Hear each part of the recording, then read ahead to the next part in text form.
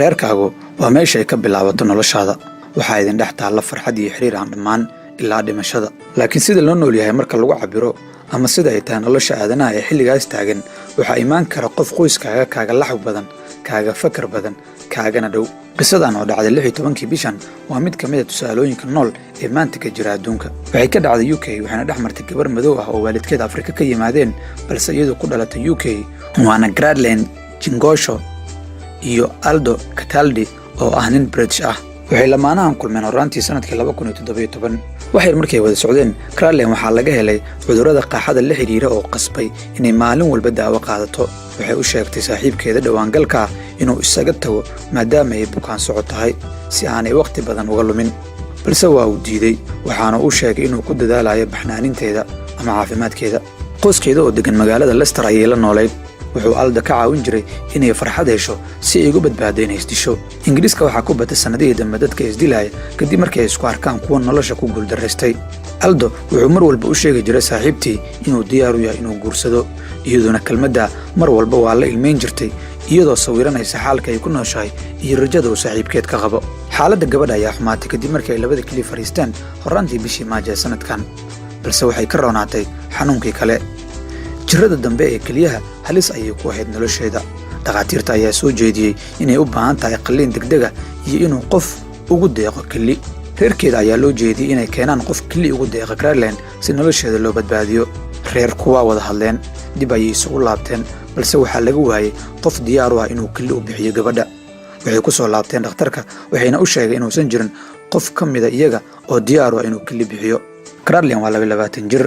aabaheed hooyadeed walaalaheed iyo dhammaan ehelkeeda qof walba waa diiday inuu kali u bixiyo si nafteeda loo badbaadiyo jirrada dasan ee waddanka England waxay sheegtay in dhakhtarku uusan gabadha bukaanka la wadaagin jawaabta reerkeeda dhakhtarka kiiskan gacanta ku hayay ayaa arkay ninka la yiraahdo Aldo Cataldi oo mar walba saaxiibtii ku soo booqday isbitaalka waqti badan la jooga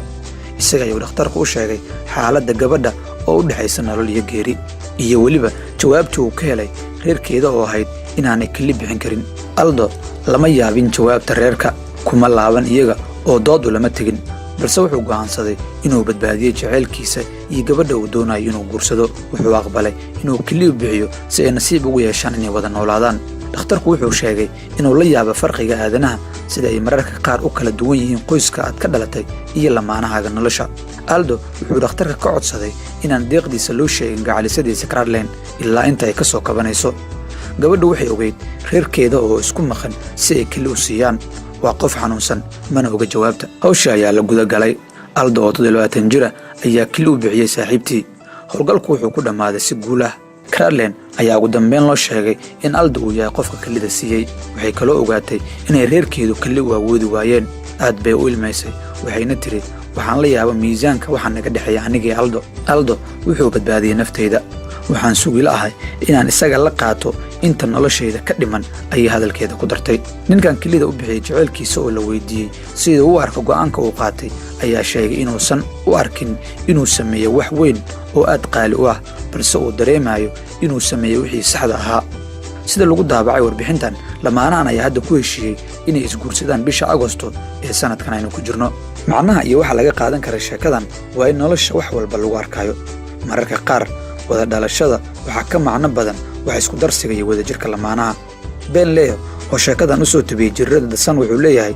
waa dhacdo naadir ah waxay abuurtay xidid jacayl oo adag oo xiriir la bini'aadanimo rag badan oo UK ku nool macquul kama ahan inay gabar Afrikaana kali u bixiyaan ayuu leeyahay wariyaha sheekadan qoray qof walba waa sida aad isku fahamtaan iyo sida aad isu aragtaan mararka qaar xaaladaha noloshu waa ka ballaaran yihiin abtirsiimo sheekadan waxa idin soo turjumay adduunka TV haddii aad nagu cusub tahay fadlan rukumo oo subscribe si aad u hesho dhacdooyinkii ugu dambeeyay adduunka